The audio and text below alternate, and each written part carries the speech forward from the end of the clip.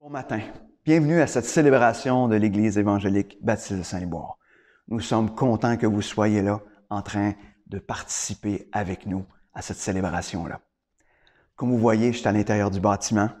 Ce bâtiment-là qui est vide. On aurait pu ce matin se réunir à l'intérieur. On aurait pu parce que les normes du gouvernement nous le permettent.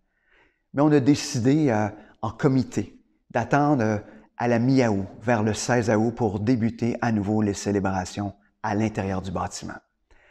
Pourquoi on attend aussi longtemps? Tout simplement parce qu'il y avait beaucoup de choses à mettre en place.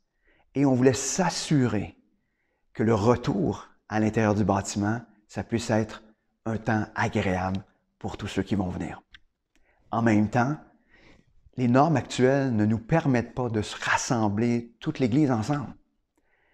Donc, on a désiré mettre en place aussi un système de célébration, mais en live. C'est-à-dire qu'il y a des gens qui vont être à la fois dans le bâtiment et d'autres qui pourront, de la maison, regarder en même temps la célébration tout en étant dans leur salon. Notre désir, donc, est de mettre toutes ces choses-là en place et ça prend du temps. Donc, c'est pour ça qu'on a décidé d'attendre. En même temps, j'ai goût de vous interpeller.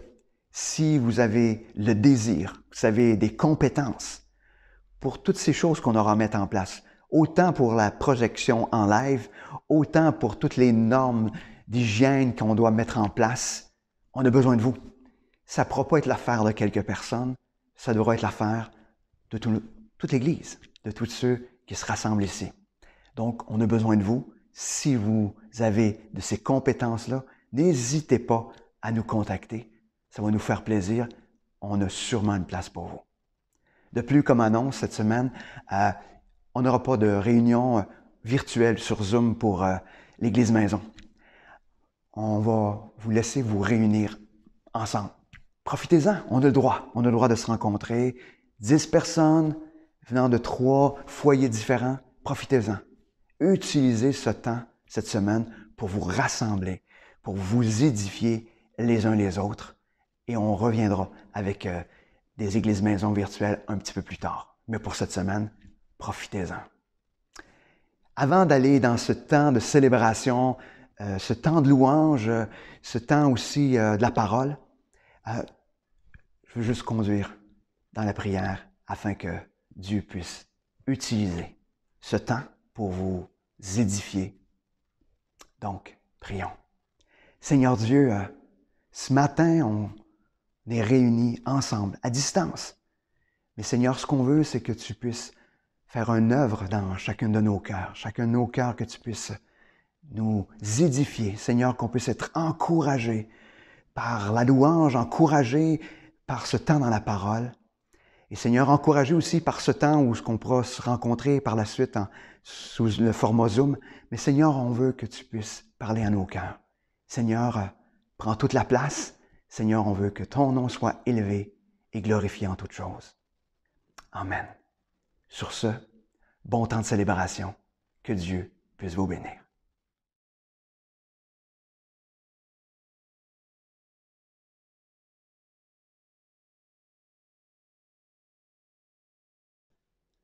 Bon matin. Bienvenue à cette célébration où on est, comme vous le savez, dans une série, un road trip sur la route 66. On a commencé déjà il y a quelques semaines où on a décidé de faire un road trip un peu spécial, un road trip à travers toutes les Écritures, en passant à chaque semaine à travers un livre des Écritures. On a vu à date la Genèse, l'Exode, et aujourd'hui on est rendu au livre du Lévitique. Et quand je pense au livre du Lévitique, ça me fait penser à... Moi, j'aime beaucoup ça voyager, et quand je voyage, j'aime ça découvrir. J'aime ça découvrir des nouveaux endroits, parce qu'on est là à découvrir des images ou on vient remplir notre tête d'images et de paysages qui sont particuliers. Et ce qui est particulier aussi dans un voyage, c'est que souvent quand on est là à prendre des photos, on prend une photo et on fige un instant, un moment dans un lieu qui, des fois, si on regarde tout l'ensemble, on se dit « Oh, c'est assez ordinaire ». Mais quand on prend la photo, on est en train de cibler quelque chose qui est magnifique et c'est ce qu'on fait ressortir de tout ce paysage-là qui, en apparence, est un peu ordinaire. Et C'est un petit peu la même chose quand on se promène dans les Écritures.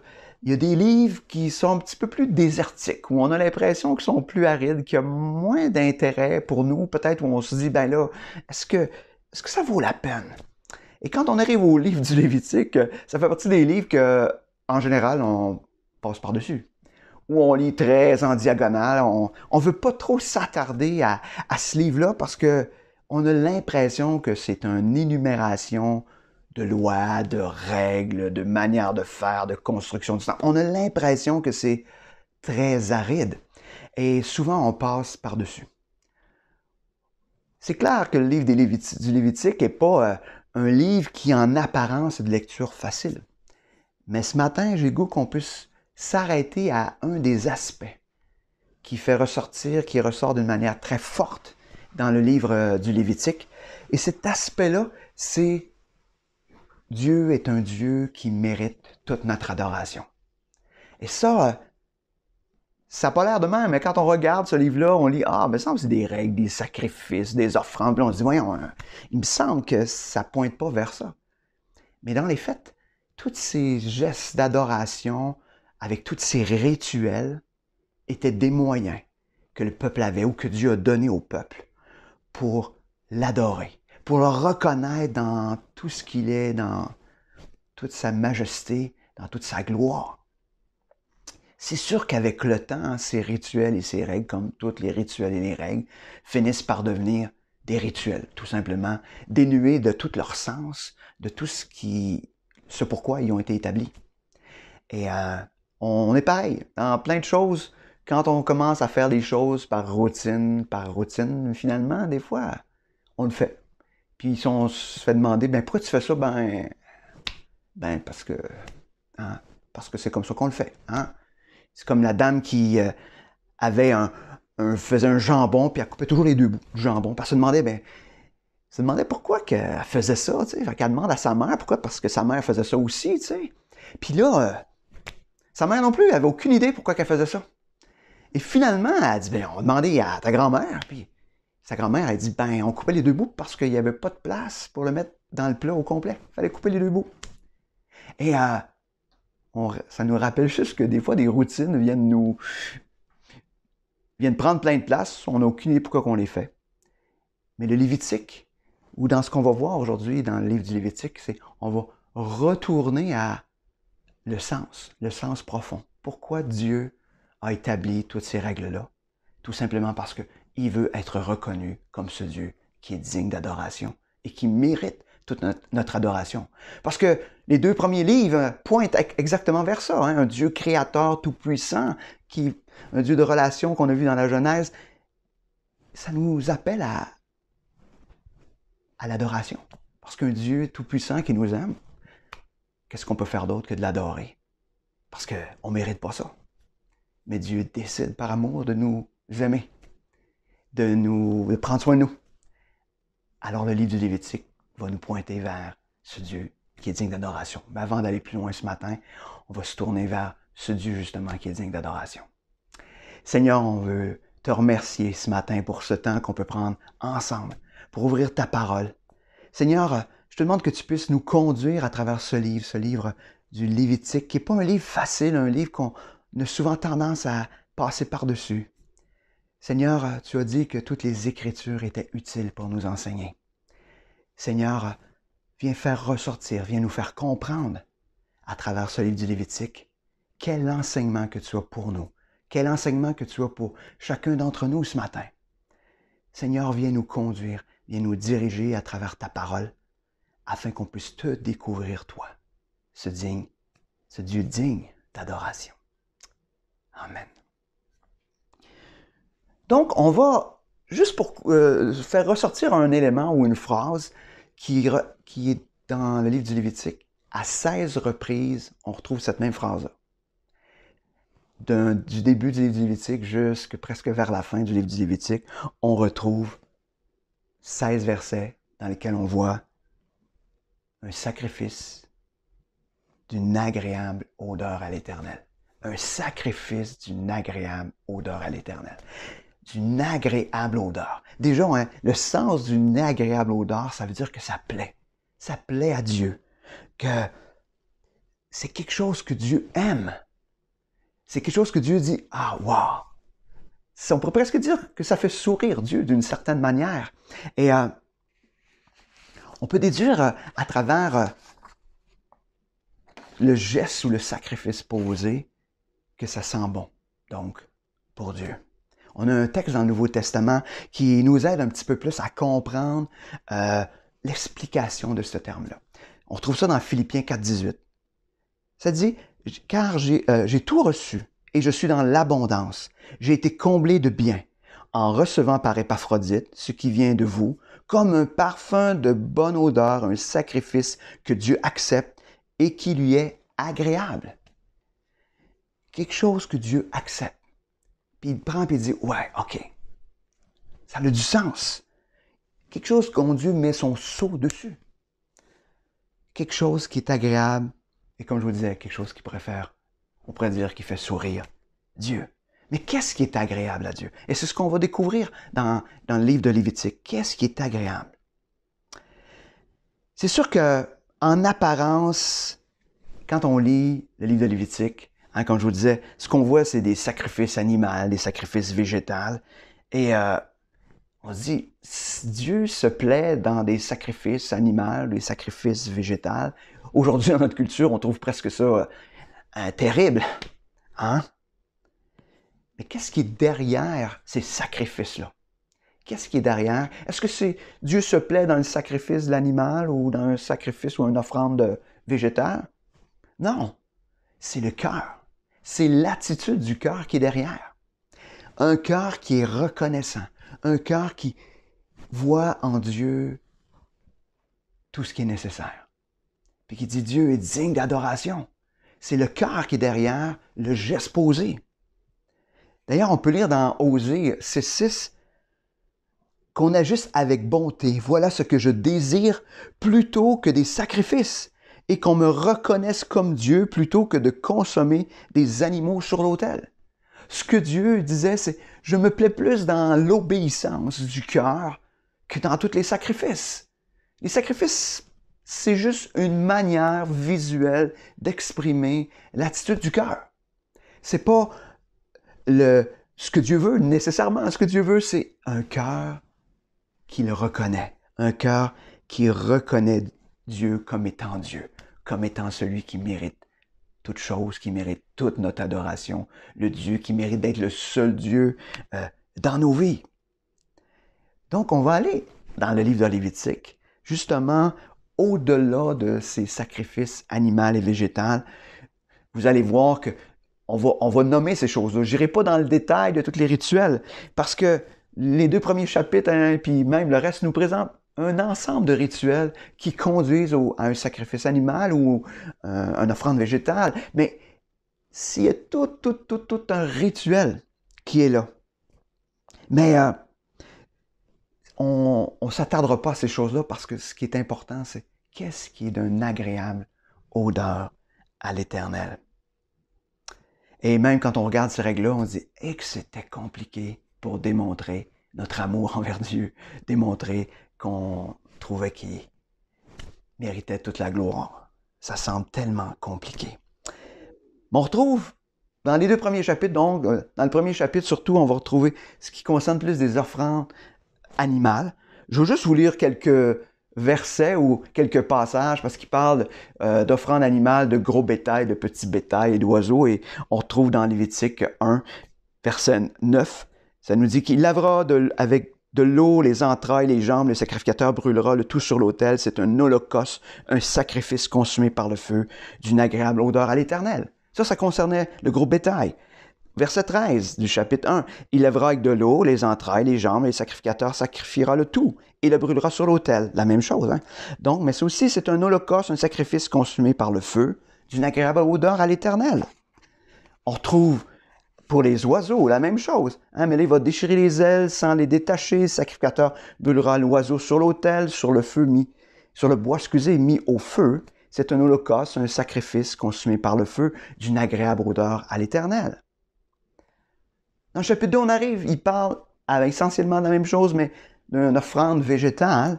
Donc, il apporte au sacrificateur, fils d'Aaron. Le sacrificateur prendra une poignée de cette fleur de farine arrosée d'huile. Avec tout l'encens, il brûlera cela sur l'autel comme souvenir. C'est une offrande d'une agréable odeur à l'Éternel. Comme je vous dis, on n'ira pas plus loin que ça dans les détails, mais ce qu'on voit, c'est ces gestes étaient posés pour plaire à Dieu. Et si on parle d'une offrande, donc une offrande, c'est dire, on fait un cadeau. On dit, Dieu, tu mérites ce cadeau-là. Ce cadeau-là, et nous, on veut juste te dire que tu mérites toute chose, mais on va le faire d'une manière symbolique, à travers des animaux, à travers des choses végétales, des plantes. Parce que dans le Nouveau Testament, ce qu'on peut lire, quelque chose qui est un texte parallèle, ou je dirais le pendant de cela, quand on regarde dans le Nouveau Testament, on trouve ça dans Romains 12, versets 1 et 2. Ça nous dit, puis c'est un texte qu'on connaît, ça nous dit, « Je vous exhorte donc, frères, par les compassions de Dieu, à offrir vos corps comme un sacrifice vivant, saint, agréable à Dieu, ce qui sera de votre part un culte raisonnable. Ne vous conformez pas au siècle présent, mais soyez transformés par le renouvellement de l'intelligence, afin que vous discerniez quelle est la volonté de Dieu, ce qui est bon, agréable et parfait. » Imaginez ces rituels compliqués de l'Ancien Testament sont remplacés dans le Nouveau Testament par l'offrande de nous-mêmes pour le service de Dieu. C'est ce qui est d'une agréable odeur à l'Éternel. Il parle d'un culte raisonnable qui va être agréable à Dieu. On pouvait faire dans l'Ancien Testament un paquet de rituels. On pouvait mettre l'emphase sur ce rituel-là respecté. D'ailleurs, aujourd'hui, ces rituels-là demeurent toujours. Et c'est devenu comme une loi, comme une règle, et on fait les rituels. Mais est-ce que le cœur est là? On peut faire un rituel sans que le cœur y soit. Comme on peut lire les Écritures sans que le cœur y soit. Ça peut devenir tout simplement un rituel. Mais si on est là, comme dans le Nouveau Testament, en train d'offrir nos corps pour le service de Dieu, on ne peut pas faire ça si le cœur n'y est pas. On ne peut pas. C'est impossible de s'offrir comme un sacrifice au service de Dieu, d'une agréable odeur à l'Éternel. C'est impossible de le faire si le cœur n'y est pas. Si le cœur n'y est pas, on ne le fera pas. On ne le fera pas. On va faire des choses pour nous. On ne s'offrira pas pour faire des choses pour Dieu. On va s'occuper de nous. Puis on va prendre tout ce qui dit « Ah, moi j'ai goût de ça, je vais le faire. » Il faut que le cœur y soit. On ne peut pas s'offrir en sacrifice pour le service de Dieu si le cœur n'y est pas. Si le cœur n'a pas été transformé par l'amour et par la grâce de Dieu, l'offrande du corps est à ce moment-là impossible. Est-ce que l'on croit que Dieu mérite? Comme dans l'Ancien Testament, il fallait qu'il croie d'une certaine manière que Dieu mérite toute l'adoration pour faire de ces offrandes-là. Mais est-ce que nous, on croit que Dieu mérite l'offrande de nous-mêmes pour son service, d'offrir notre corps pour son service à lui? Est-ce qu'on le croit?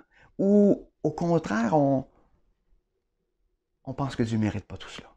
Peut-être qu'on ne le croit pas. Peut-être qu'on pense que Dieu le mérite, mais on pense que nous, peut-être aussi qu'on le mérite. Je crois que ça nous fait réfléchir sur est-ce qu'on croit que Dieu mérite toute la gloire, toute l'adoration? Probablement une manière de l'évaluer. Si notre cœur le croit, c'est si on est prêt à s'offrir pour du sacrifice, comme sacrifice pour Dieu, que nos membres soient utiles pour lui, au détriment des choses qu'il pourrait nous plaire. Est-ce qu'on croit que Dieu mérite cette offrande de notre part? C'est une question qu'on a à réfléchir. Si on continue, d'autres textes qui nous parlent des offrandes d'une odeur agréable à l'Éternel, ils nous parlent à quelques reprises des sacrifices d'action de grâce. On trouve dans le chapitre 3, on peut lire tout le rituel d'action de grâce qui est d'une agréable odeur à l'Éternel. Verset 5 du chapitre 3 dans Lévitique, on peut lire « Les fils d'Aaron brûleront cela sur l'autel, par-dessus l'holocauste qui sera sur le bois mis au feu. c'est un sacrifice consumé par le feu, d'une agréable odeur à l'Éternel. Verset 16. Le sacrifice brûlera cela sur l'autel. Toute la graisse est l'aliment d'un sacrifice consumé par le feu, d'une agréable odeur à l'Éternel. Cela nous rappelle qu'on a bien des occasions, nous aussi, comme enfants de Dieu, de rendre grâce, de lui rendre grâce pour tout ce qu'il fait dans notre vie. Imaginez dans l'Ancien Testament, pour rendre grâce, il y avait tout un rituel compliqué. Il fallait offrir des animaux, il fallait faire tout un rituel qui était compliqué, sans bon sens. Mais ces hommes-là, ces femmes-là, décidaient de le faire. Peut-être par rituel, mais ils décidaient quand même de poser ce geste afin de rendre grâce à Dieu. Imaginez, nous, on peut le faire simplement. Chaque fois, chaque instant qu'il se passe quelque chose, je peux dire, je te rends grâce, Seigneur, pour ça. Je te rends grâce pour ce que tu as accompli là. Je te rends grâce parce que je te vois agir là-dedans. Je te rends grâce parce que je t'avais prié puis je vois le résultat. Je te rends grâce. Je te rends grâce pour toutes sortes de choses. Si c'est si simple que ça, comment ça se fait qu'on a de la misère à être reconnaissant? Comment ça se fait qu'on n'utilise pas ce moyen qu'on a de les simplement devant Dieu puis lui rendre grâce? Parce que j'ai l'impression qu'on a la misère à rendre grâce aujourd'hui parce que on est déjà rendu ailleurs. Ce qu'on voulait hier, on y pense plus aujourd'hui. Puis ce qu'on veut, c'est on est déjà en train de rêver à demain. Déjà en train de rêver de ce qu'on voudrait avoir, de ce qu'on voudrait que Dieu accomplisse demain. Quand dans les faits, Dieu est intervenu aujourd'hui, dans notre instant présent. Peut-être à partir d'une prière qu'on a faite hier ou avant-hier. Mais il est intervenu aujourd'hui. Et Dieu mérite toute la gloire, toute l'adoration. Comment on arrive à... Des fois, on se fait questionner ou des fois, on regarde des gens qui connaissent pas le Seigneur, puis comment leur montrer que c'est Dieu qui intervient dans nos situations, c'est en étant des gens qui rendent grâce. Parce que si on rend grâce à Dieu, c'est parce qu'on le voit agir. Puis quand on est là et qu'on rend grâce, les gens peuvent aussi en être témoins du fait qu'on rend grâce. Qu'on remercie notre Dieu parce qu'on le voit intervenir. Parce que des fois, quand on oublie ou qu'on omet de rendre grâce, on se met à penser que c'est par nos propres efforts. Ou on se met à penser que c'est le fruit du hasard. C'est arrivé de même. C'est arrivé comme ça. Pourtant, comme enfant de Dieu, il n'y a rien qui arrive comme ça. Tout arrive parce que Dieu l'a planifié dans son plan, puis Dieu est intervenu afin que ça se produise. Donc, chaque jour, à mon sens, il y a probablement des dizaines et des dizaines de raisons de rendre grâce. Et nous, imaginez, on peut le faire simplement. On n'est pas obligé de faire tout un rituel, on n'est pas obligé d'ameuter tout le village, on n'est pas obligé d'offrir des animaux, faire des sacrifices, faire un gros barbecue, on n'est pas obligé. On peut juste aller devant Dieu et dire « Merci Seigneur, merci, merci pour ça, merci pour ce que tu as accompli là, merci, merci.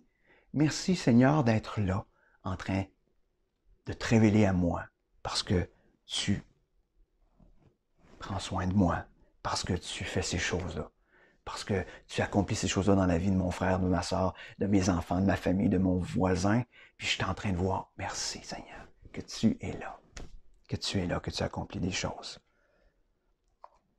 Je nous encourage donc, à chaque fois que ça se présente, de le faire. D'ailleurs, dans 1 Thessaloniciens 5,18, on peut lire « Rendez grâce en toutes choses, car c'est à votre égard la volonté de Dieu en Jésus-Christ. » Vous voulez connaître la volonté de Dieu? Il y en a une ici. La volonté de Dieu, c'est qu'on rende grâce en toutes choses. Imaginez, ça veut dire que même dans les situations les plus difficiles, il y a un sujet d'action de grâce dedans. Peut-être qu'on ne le verra pas maintenant, peut-être qu'on ne le voit pas tout de suite. Mais imaginez si dans notre pensée, parce qu'on sait que Dieu nous aime, puis que Dieu accomplit les choses par amour pour nous, puis qu'il nous considère dans ce qu'il fait, ça veut dire que chaque situation, peu importe ce qu'elle est, il y a une occasion de rendre grâce. Une occasion de rendre grâce. Est-ce qu'on est comme ça? Moi, le premier, est-ce que je suis comme ça? C'est difficile de rendre grâce en toutes choses. Mais le texte nous dit bien, c'est la volonté de Dieu en Jésus-Christ. Parce que Dieu est derrière toutes ces choses-là, puis il y a un plan précis. Donc, dans chaque chose, il y a une occasion de rendre grâce. Donc, prenons le temps, chaque jour. Sédulons-nous du temps s'il faut. Mettons-les à l'agenda s'il faut. Mais il me semble que chaque jour, on devrait avoir des occasions de rendre grâce. Pas juste quand on est assis à table et qu'on rend grâce pour le repas. Souvent, on le fait même de manière très rituelle quand on le fait. Mais est-ce qu'on est prêt à voir l'action de Dieu dans toutes les choses de notre vie et dire, Seigneur, je te rends grâce pour ça. Je te rends grâce pour ça. Est-ce qu'on est prêt à juste que Dieu ouvre nos yeux pour qu'on puisse justement être reconnaissant de sa présence et de son action dans nos vies? Une autre offrande d'une agréable odeur à l'Éternel qu'on retrouve dans le livre de Lévitique et qui va, je dirais, dans la suite de l'aspect d'action de grâce. Et je trouve que c'est peut-être même ce qui ressemble plus à notre fête à nous, l'action de grâce. Et c'est l'offrande pour les moissons. On retrouve ça dans Lévitique 23.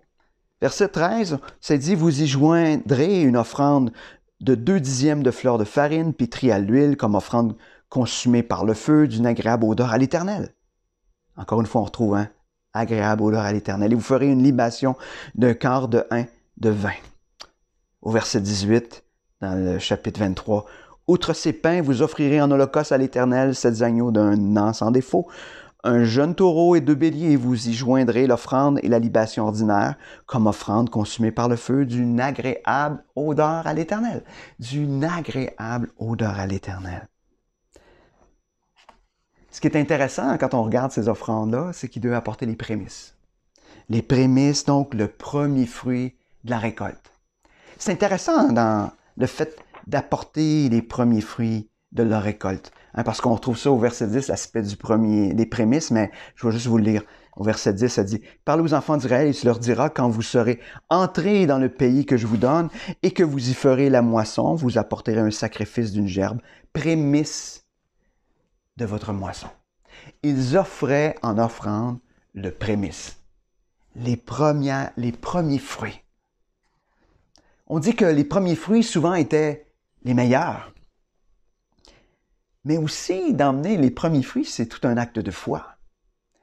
Parce que tu ne sais jamais s'il va y avoir des deuxièmes puis des troisièmes fruits.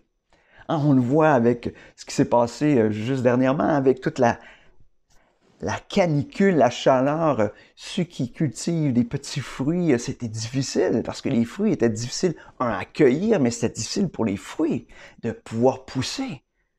Tu ne sais jamais, quand tu offres tes premiers fruits, si tu auras des deuxièmes ou des troisièmes. C'est ça, l'agriculture. Tu ne peux pas contrôler la météo. Donc, c'est un acte de foi aussi d'offrir les prémices, d'offrir ce qui arrive en premier parce que tu ne sais jamais ce qui va venir.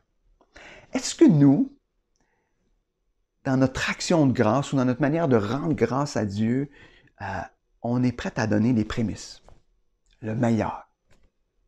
Avec foi, sachant que il ne restera peut-être rien d'autre. Mais on a foi que Dieu va prendre soin du reste. Est-ce qu'on offre le meilleur de notre vie, le meilleur de nos dons, le meilleur de ce que nous possédons, le meilleur de nos talents, sans savoir s'il y a quelque chose qui va rester? Est-ce qu'on offre le meilleur? Ou on est en train de se garder le meilleur, puis on se dit, Seigneur, s'il reste quelque chose, je vais te le donner. Une fois là, qu'on a tout drainé ce qu'on pouvait drainer dans ce qu'on est, dans ce qu'on a comme talent, là, après ça, on dit, le reste, Seigneur, pour ta gloire. Pour ta gloire, Seigneur, je vais te donner ça pour ta gloire. Ou est-ce qu'on est en train de dire, Seigneur, le meilleur, c'est quoi le meilleur de mes talents? Je vais te le donner à toi. Puis ce qui reste, là, je vais l'utiliser. Je vais l'utiliser pour moi parce que tu me l'as confié aussi. Puis tu permets que je l'utilise. Mais je vais te donner le meilleur. Le meilleur en toute chose. Est-ce qu'on donne le meilleur? Quand on donne le meilleur, c'est qu'on est en train de reconnaître que Dieu mérite toute l'adoration, qu'il mérite d'être le Dieu et qu'il est l'unique Dieu dans notre vie. Parce que quand on ne donne pas le meilleur, c'est qu'on garde le meilleur pour soi. Et dans ce temps-là, on est en train d'adorer un autre Dieu que ce Dieu créateur qui désire cette relation intime avec chacun d'entre nous. Donc, offrons le meilleur tout simplement parce qu'on fait confiance à Dieu. On fait confiance au fait que Dieu nous aime et qu'il va prendre soin de nous en toutes choses. D'ailleurs, il dit de ne pas s'inquiéter de rien parce que lui va s'occuper du lendemain. Si on continue dans ces sacrifices d'une agréable odeur à l'Éternel, on retrouve donc quelques mentions de sacrifices pour l'expiation des péchés qui sont d'une agréable odeur à l'Éternel. Chaque année, imaginez, ils devaient offrir des sacrifices pour le pardon de leurs péchés. Un sacrifice qui durait le temps du prochain péché. Et quand ils savaient qu'ils avaient péché, ils pouvaient dire « Ok, je vais aller offrir un sacrifice pour le pardon de ce péché-là. » Quand ils en étaient conscients. On peut lire dans Lévitique 4, 31, « Le sacrifice ôtera toute la graisse, comme on ôte la graisse du sacrifice d'action de grâce. Il brûlera sur l'autel, et elle sera d'une agréable odeur à l'Éternel. C'est ainsi que le sacrificateur fera pour cet homme l'expiation, et lui sera pardonné. Et lui sera pardonné. » Je ne sais pas si nous réalisons que nous, on n'est pas obligé de faire ces choses-là pour le pardon de nos péchés. On n'a pas besoin d'offrir des sacrifices parce que Jésus, à la croix, a été le sacrifice parfait, une fois pour toutes. On n'a pas besoin de revenir à chaque instant pour offrir, avoir un nouveau sacrifice pour le pardon de nos péchés. Tous nos péchés sont pardonnés. Passé, présent, futur. Ça ne veut pas dire que nous ne péchons pas. Ça ne veut pas dire qu'il ne faut pas avoir un cœur repentant. Ça ne veut pas dire qu'il ne faut pas aller devant Dieu pour lui demander pardon. Mais le sacrifice parfait qui paye une fois pour toutes a été payé par Jésus à la croix. Et il est valable pour nos péchés passés, présents et futurs. Hébreux 10 nous dit à partir du verset 1, « En effet, la loi qui possède une ombre des biens à venir et non l'exacte représentation des choses, ne peut jamais, par les mêmes sacrifices qu'on offre perpétuellement chaque année, amener les assistants à la perfection. Autrement, n'aurait-on pas cessé de les offrir, puisque ceux qui rendent ce culte, étant une fois purifiés, n'auraient plus eu aucune conscience de leurs péchés. Mais le souvenir des péchés est renouvelé chaque année par ces sacrifices, car il est impossible que le sang des taureaux et des boucs ôte les péchés. C'est pourquoi Christ, entrant dans le monde, dit « Tu n'as voulu ni sacrifice ni offrande, mais tu m'as formé un corps. Tu n'as agréé ni holocauste ni sacrifice pour le péché. »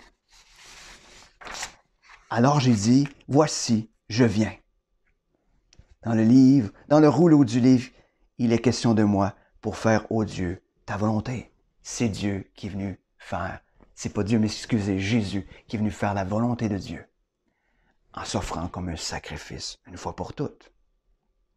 Éphésiens 5.2 nous dit « Et marcher dans l'amour, à l'exemple de Christ, qui nous a aimés, qui s'est livré lui-même à Dieu pour nous comme une offrande et un sacrifice de bonne odeur. » Encore une fois, on retrouve ce terme-là, et c'est Jésus qui est l'offrande d'une bonne odeur pour le pardon de nos péchés. Est-ce que Dieu mérite toute l'adoration? Est-ce que Dieu mérite qu'on soit là puis à l'aimer puis à le choisir? Lui, au lieu de toute autre chose. Parce qu'il est le sacrifice parfait, mort à la croix pour nos péchés. Est-ce qu'on le croit? Est-ce qu'on le croit? Des fois, on est porté à penser que faut faire des choses pour plaire à Dieu. Dieu, il veut pas qu'on soit là pour chercher à lui plaire en premier. Il veut qu'on soit là en train de simplement lui faire confiance. Et quand on lui fait confiance, quand on met notre foi, quand on s'appuie en lui, d'ailleurs c'est ce qu'on retrouve dans les textes, on est en train de lui plaire. Mais quand on cherche à lui plaire en premier, on est en train de faire des œuvres, des actions pour chercher son approbation, chercher à ce qu'il nous aime plus. Mais tout ça a été fait. Il nous aimera pas plus, il nous aimera pas moins, il nous aime. Ça, c'est gagné, c'est réglé. Donc, cherchons pas à faire des choses pour lui plaire, cherchons à lui faire confiance. Parce qu'il est digne de confiance en tout point. Et si on lui fait confiance, ça va lui plaire et ça va être d'une agréable odeur à l'Éternel. Donc, dans les faits, en conclusion, on pourrait dire que le livre du Lévitique, c'est un livre de règles, de lois, mais qui révèle la grandeur de ce Dieu digne de louange et d'adoration. Parce que ça nous révèle qu'il est digne d'adoration pour ce qu'il est, pour ce qu'il a fait, pour son pardon et son salut en Jésus-Christ. C'est ce qu'on a vu. Il mérite toute notre adoration. Lévitique, c'est un livre qui nous révèle la simplicité de l'adoration pour nous aujourd'hui. Regardons comment c'est compliqué. Si vous voulez lire, je vous encourage à lire le livre de Lévitique, vous allez voir comment que c'était compliqué, tous ces rituels-là. Aujourd'hui, c'est tellement, tellement plus simple. Donc, ce livre-là nous révèle à nous aujourd'hui que d'adorer Dieu, c'est simple. Lévitique aussi, c'est un livre qui nous fait passer de l'adoration par devoir, comme on retrouve dans le Lévitique, c'est-à-dire où il faisait les choses par obligation avec tout ce rituel-là, à l'adoration d'un cœur reconnaissant pour son amour. Ce matin, est-ce que on est prêt ou est-ce qu'on reconnaît que Dieu est ce Dieu digne d'adoration? Au-delà de ce qu'on peut lire dans Lévitique qui nous parle de tous ces sacrifices-là, mais ces sacrifices, comme je vous dis, nous pointent vers le fait que Dieu mérite toute l'adoration, plus que ce qu'on ne pourra jamais faire. Est-ce qu'aujourd'hui, on est prêt à le choisir? Est-ce qu'on est prêt à lui laisser toute la place? Est-ce qu'on est prêt à renoncer peut-être à nos propres choses à nous, simplement parce que Dieu mérite toute la place, toute l'adoration? Parce que, à cause de ce qu'il est, on l'a vu dans les premiers livres, ce Dieu tout-puissant, ce Dieu de relation, ce Dieu qui est fidèle dans ses promesses. Mais aussi à cause de ce qu'il fait. Il accomplit au quotidien des choses dans nos vies qui méritent notre action de grâce. Et aussi parce que Christ est mort à la croix comme le sacrifice parfait pour le pardon et la réconciliation avec son Père. Est-ce qu'il ne mérite pas toute notre adoration? Sur ce, prions. Te remercie, Seigneur. Te remercie, Seigneur, parce que tu es ce Dieu digne d'adoration. Je te remercie parce qu'en même temps, on découvre à travers ce livre de Lévitique qu'on n'a pas besoin de s'approcher de toi à travers tous ces rituels. On n'a pas besoin de faire ça. Parce que Dieu, tu nous as réconciliés à travers ton Fils.